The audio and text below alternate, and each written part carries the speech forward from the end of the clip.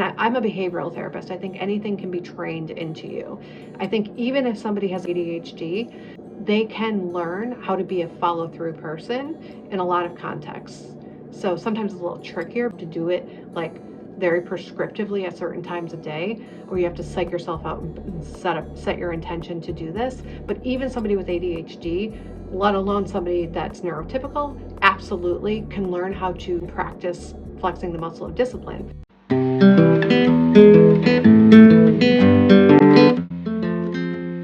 Hi, welcome back to Relationship Stuff, where I, Dr. Angelica Shields, talk to you about all things relationships, whether it's your relationship with yourself, your relationship with other people, or your relationship with something like discipline, which is what we're going to be talking about today.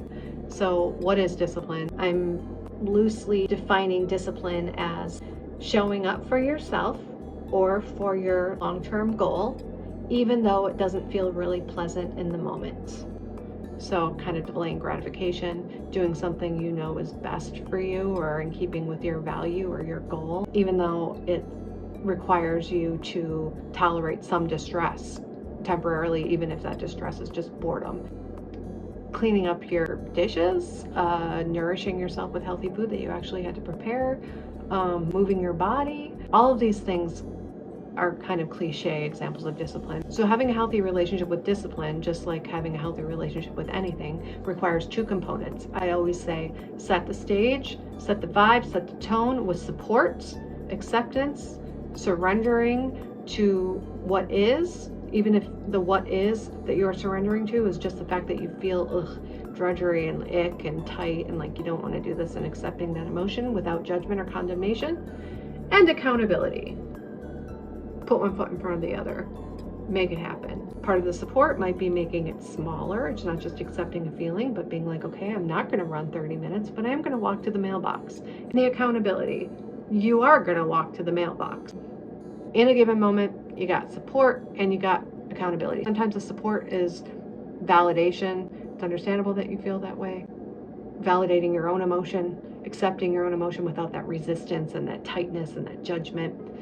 And the accountability, it's not fancy. It's just follow through on it. I want to take a moment to talk about the accountability, and then we're going to talk about something to implement in your life that I think is really, really transformative. With the accountability piece, there are three components to practice in order to train yourself into being a disciplined person. Sometimes I'll call it a follow-through person. I'm a behavioral therapist. I think anything can be trained into you. I think even if somebody has ADHD, they can learn how to be a follow-through person in a lot of contexts. So sometimes it's a little trickier because it's not natural and it's not automatic. So you have to condition yourself to do it like very prescriptively at certain times of day, or you have to psych yourself out and set your intention to do this. But even somebody with ADHD, let alone somebody that's neurotypical, absolutely can learn how to practice flexing the muscle of discipline. So that accountability piece has three components. The first component is commitment, and do not underestimate the power of commitment. Commitment is when you have a little moment of self-talk and you say to yourself, I am going to do this, and you are clearly defining what this means. It's not, I am going to open up my binder and stare at the page. It's, I'm going to complete 5 algebra problems. And the second step is initiation and focus until completion. So that's the one that's a little bit messy. So you're going to initiate the task. You're going to open up, look at problem number 1 with your algebra, and then you're going to get distracted.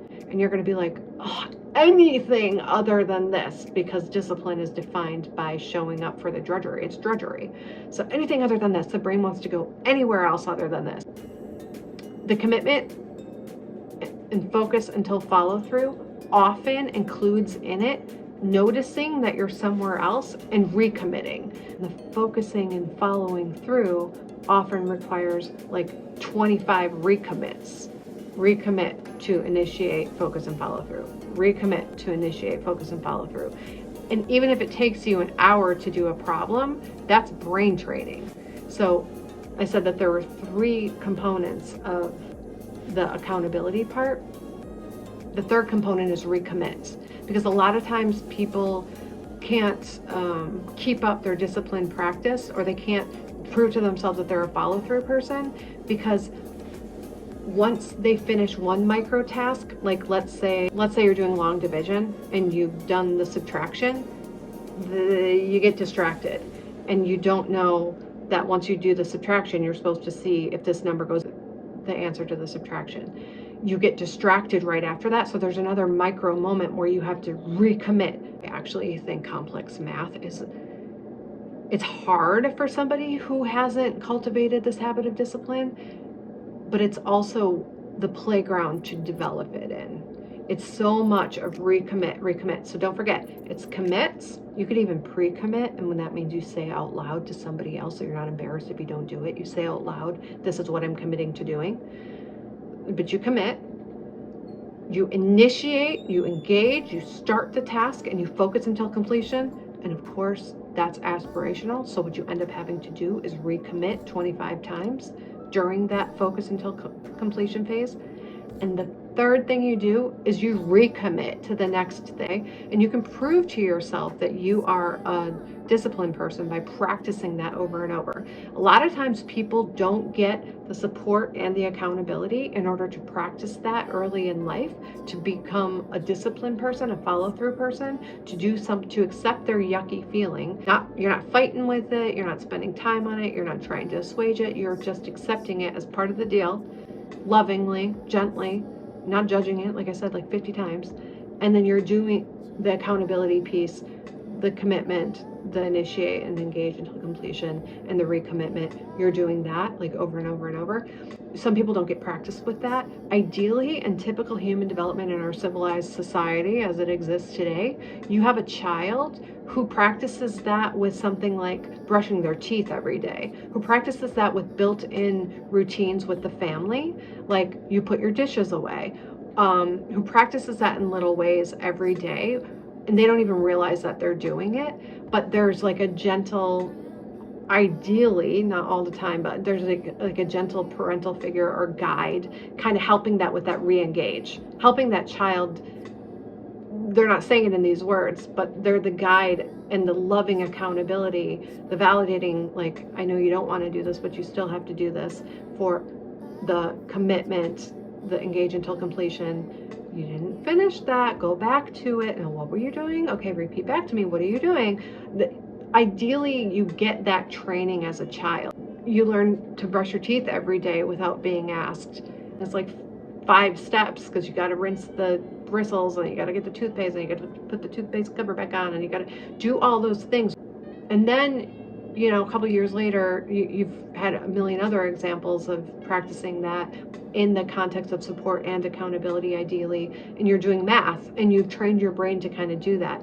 And then you've trained your brain to kind of do more important things than math. What is there? No, but more difficult, more complex things. Throughout childhood, ideally, like, you get opportunities to do arts, to make a poster, and have to decide, I commit to making the letters. Now I commit to coloring in the letters. Now I commit to, I'm going to commit to coloring in the next letter and complete it. And then a lot of times art therapy is really good for cultivating the habit of discipline. And I don't mean like getting to be a better artist. I mean have a relationship in your own mind with your next task, being able to be okay with the fact that you have that tightness or that perfectionistic rigid idea of how this picture is supposed to look. The accountability of committing to something, initiating and engaging until completion, and then recommitting to the next thing. Sometimes artists who are prone to executive functioning things or initiate and or anxiety will do the same thing over and over and over and over and not recommit to the next thing. They'll get stuck and not able to shift to the next thing, or they won't be able to initiate. They don't have the skill practiced or cultivated sufficiently to commit to something and then shift to initiate to something. So there's a lot. Art therapy is really great. A kid gets a lot of these everyday experiences when they're young, so that they can be a disciplined person when it's developmentally appropriate for them to be on their own and to have less of like the guide step by step along the way. But you know what? Not everybody has that ideal situation. And I talk to so many people that go through life and they have either a environment surrounding discipline that is cutthroat and do or die, and there is no support. And so what does that make a person do? Usually just rebel against the whole damn thing and don't even try. Or we're like too permissive and there's all support and no accountability. Like nobody ever had to brush their teeth on their own. Nobody ever had the structure of feed the dog every day. I told you what the ideal is, but in reality, a lot of people don't have that experience in their childhood when their brain is mushy gushy and malleable and it's very trainable. So they have to do it later on in life. And I told you I was going to give you one practical thing that is absolutely life-changing regarding discipline. Later on in life, those people do really well to pick one or two foundational, keystone, do or die behaviors that they're going to do every single day. They would do well to pick something that's actually going to enhance your life and something small enough that you actually can do it every day and do that for an entire month. And it's not like your life is going to completely change overnight. By the way, the reason I'm talking about discipline is because if somebody does not have this foundational skill cultivated of showing up for yourself, of surrendering to the difficult emotion or internal experience of a moment and doing it anyway and matching and meeting yourself where you're at and then doing the thing and then sustaining commitment to that thing until completion and then picking a new thing to commit to and complete. If somebody doesn't have that developed, the snowball effect on that life is stunting at best and mayhem and strife at worst.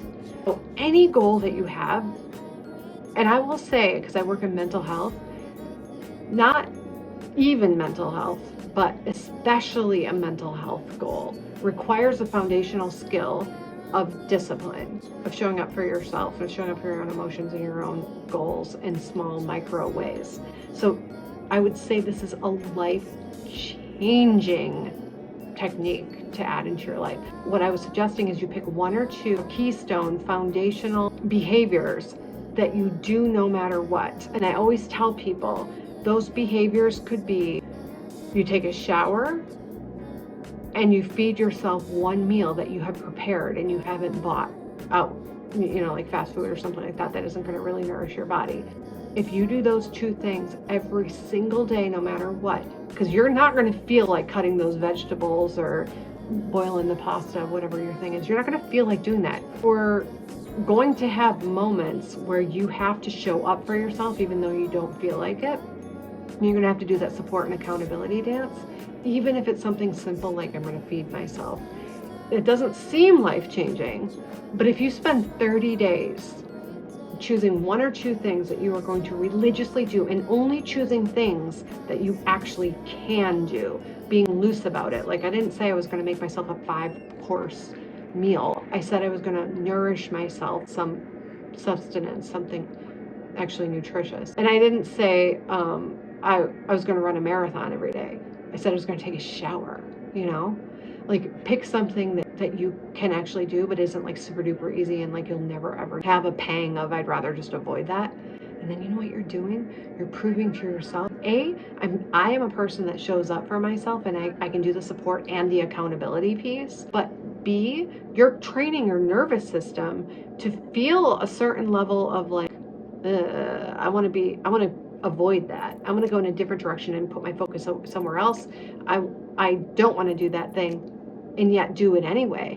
And people don't like talking about this in terms of self-care, but the do it anyway, it's self-care, it's love, and there's a trick to it. You don't want to be cutthroat. You have to have the support first, but it's actually loving to do it anyway occasionally and very intentionally with a vibe of gentleness and meeting yourself where you're at, right? Feel an icky feeling and let that icky feeling go in the passenger seat, and you drive with your intentioned, committed action. The thing that I was encouraging you guys to do is to pick one or two things that you do every single day religiously, cozy up to the fact that this is not easy, especially those of you that did not get a ton of experience with this, practicing this in childhood, and congratulate yourself after the end of that month.